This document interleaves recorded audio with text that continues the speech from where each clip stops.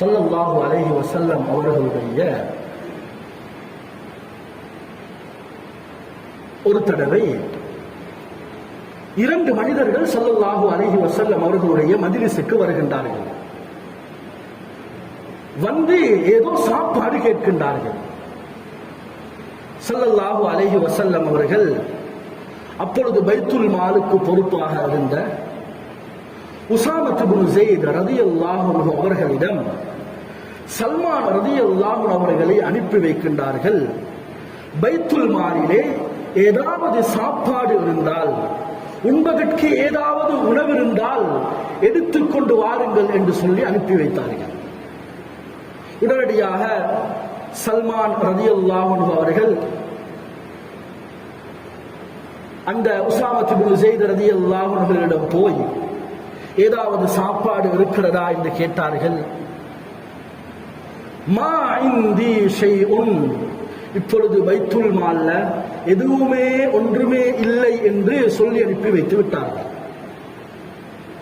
இப்பொழுது அந்த மனிதர் சல்மான் ரலியல்லாஹு அன்ஹு அவர்கள் நபி ஸல்லல்லாஹு அலைஹி வஸல்லம் அவர்களிடம் போய், யா ரசூலல்லாஹ், பைத்துல் மாலில் எதுவும் மீதமாக இல்லையாம் என்று சொன்னார்கள்.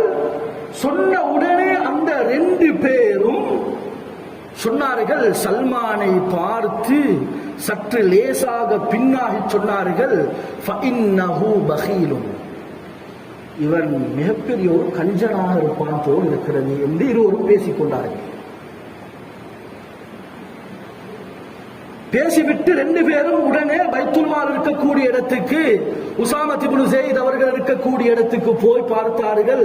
ஏதோ பைத்துல் மாலில் சாப்பாட்டை வைத்துக் கொண்டு இல்லை என்று சொல்கின்றார்களோ என்று கொஞ்சம் நோட்டமிடுவதற்காக வேண்டி போனார்கள். சென்று வந்தார்கள். சென்று வந்தவுடன் ஸல்லல்லாஹு அலைஹி வஸல்லம் அவர்களிடம் சொன்னார்கள், பைத்துல் மாலில் எந்த ஒன்றும் இல்லை என்று சொன்னார்கள். ஸல்லல்லாஹு அலைஹி வஸல்லம் அவர்கள் சொன்னார்கள், அகல்துமுல் யௌம், இன்று நன்றாக சாப்பிட்டிருக்கிறீர்கள் என்று சொன்னார்கள். அவர்கள் வாதிடுகின்றார்கள், யா ரசூலல்லாஹ், வலம் நஅகுலில் யௌம், இன்றைக்கு நாங்க எந்த சாப்பாடையும் இதுவரைக்கும் சாப்பிடவே இல்லை. ஸல்லல்லாஹு அலைஹி வஸல்லம் அவர்கள் சொன்னார்கள், இன்றைக்கு நான் இப்பொழுது ஃபஅரா ஆசார அக்லில் லஹம் அலா அஃப்வாஹிகுமா, உங்களுடைய ரெண்டு பேருடைய வாயில பற்களுக்கு இடையில இறைச்சி துண்டுகள் தொங்குவதை நான் பார்த்து கொண்டிருக்கிறேன். மீண்டும் அவர்கள் சொன்னார்கள், யா ரசூலல்லாஹ், இன்று நாம் இறைச்சியே சாப்பிடவில்லையே, இன்று நாம் இறைச்சியே சாப்பிடவில்லையே என்று சொன்ன நேரத்திலே சொன்னார்கள் ஸல்லல்லாஹு அலைஹி வஸல்லம், அகல்தும் லஹ்ம சல்மான் வ உஸாமா, நீங்கள் ரெண்டு பேரும், அந்த ரெண்டு பேரும் மறைவாக இருக்கக்கூடிய நேரத்தில் சல்மானுடையும் இந்த உஸாமாவுடையும் ரலியல்லாஹு அன்ஹுமா, இந்த ரெண்டு பேருடைய இறைச்சியையும் சாப்பிட்டீர்கள். கண்ணியமான சகோதரர்களே, ஒருவரை பற்றி புறம் பேசுகிறோமா, அவருடைய இறைச்சியை நாம் சாப்பிடுகிறோம். அதற்கு சமமான ஒரு பாவம் தான் இது. ஸல்லல்லாஹு அலைஹி வஸல்லம் அவர்களுடைய காலத்திலே பயங்கரமான ஒரு காற்றடித்தது. நாத்தத்தோடு சேர்ந்து ஒரு காற்று, ஹப்பத் ரீஹுன் மும்தினத்துன், மோசமான ஒரு காற்று, வாடையுடைய ஒரு காற்று. ஸல்லல்லாஹு அலைஹி வஸல்லம் அவர்கள் சொன்னார்கள், வ இன்ன உனாஸம் மினல் முனாஃபிகீன், முனாஃபிகீன்கள் ஒரு கூட்டம், கதிகதாபுல் முஸ்லிமீன், முஸ்லிம்களுடைய ஒரு கூட்டத்தை பற்றி புறம் பேசிவிட்டார்கள். வலிதா ஹப்பத்திர் ரீஹல் மும்தினா, இதனால் தான் இந்த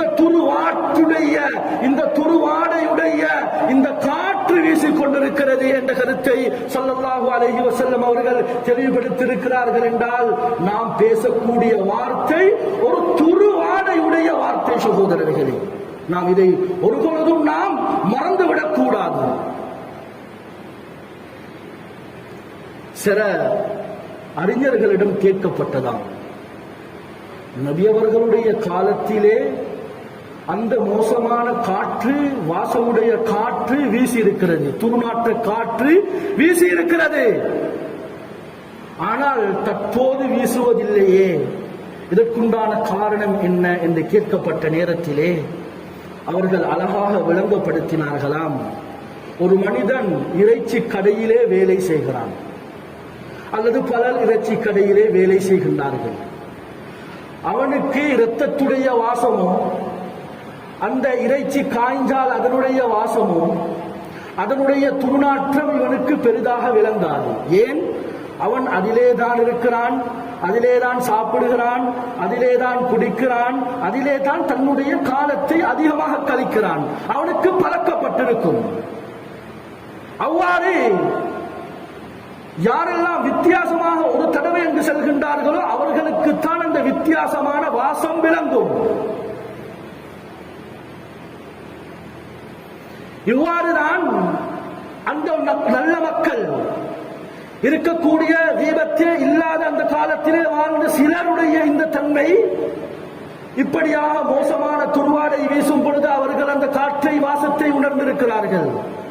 அவர் விளங்கப்படுத்துகிறார், தற்கால சமகாலத்திலே நாம் கீபத் பேசாத இடமே இல்லை. பள்ளிவாயல் உட்பட, பள்ளிவாயத்தில நிர்வாகத்தை பத்தி, பள்ளியில் இருக்கக்கூடிய ஊரில் இருக்கக்கூடிய சில மக்கள் செய்யக்கூடிய தவறுகளை பற்றி, குடும்பத்தில் இருக்கக்கூடிய மக்கள் செய்யக்கூடிய, குடும்பத்தார் செய்யக்கூடிய பாவங்களை, இன்னொரு செய்யக்கூடிய பாவங்களை சிலர் பாடமாக்கி சொல்றாங்கன்னு தான் சொல்லணும். எப்படி? ஒரு அவர் அவங்களோடு உட்கார்ந்து பேசினா, ஊரில் இருக்கக்கூடிய, நிர்வாகத்தில் இருக்கக்கூடிய, தலைவருடைய, செக்ரட்டரியில இருக்கக்கூடிய உறுப்பினர்களுடைய, ஊர்ல இருக்கக்கூடிய ஆட்டாக்காரர்கள், ஊர்ல இருக்கக்கூடிய தனவந்தர்கள், ஊர்ல இருக்கக்கூடிய இப்படியாப்பட்ட வைத்தியர்கள், யாரை எடுத்தாலும் எவருடைய பேரை சொன்னாலும் அவரை பற்றி பேசுறதுக்கு இவர் தயார், டைம் எடுத்து பேசுறதுக்கு தயார். கண்ணியமான சகோதரர்களே, அன்பு நண்பர்களே, வாலிபர்களே, வயோதிபர்களே, இந்த பாவத்துக்கு நாம் முற்றுப்புள்ளி வைக்க வேண்டும். ஏன் தெரியுமா? அல்லமா இப்னுல் கய்யிம் ஜௌஸி அலைஹி ரஹ்மத் சொல்கின்றார்கள், وَإِنَّ مِنَ الْخَسَارَةِ يَوْمَ الْقِيَامَةِ கியாமத்துடைய நாள்ல நஷ்டங்கள்ல ஆக பெரிய நஷ்டம் எது தெரியுமா?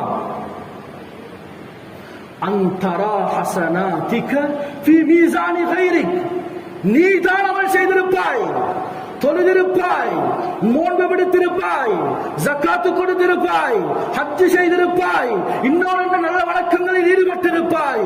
இந்த அனைத்து நன்மைகளையும் மற்றவனுடைய செயலேற்றிலே நீ பார்ப்பதுதான் மிகவும் உனக்கு கஷ்டமாக இருக்கும், நஷ்டமாக இருக்கும்.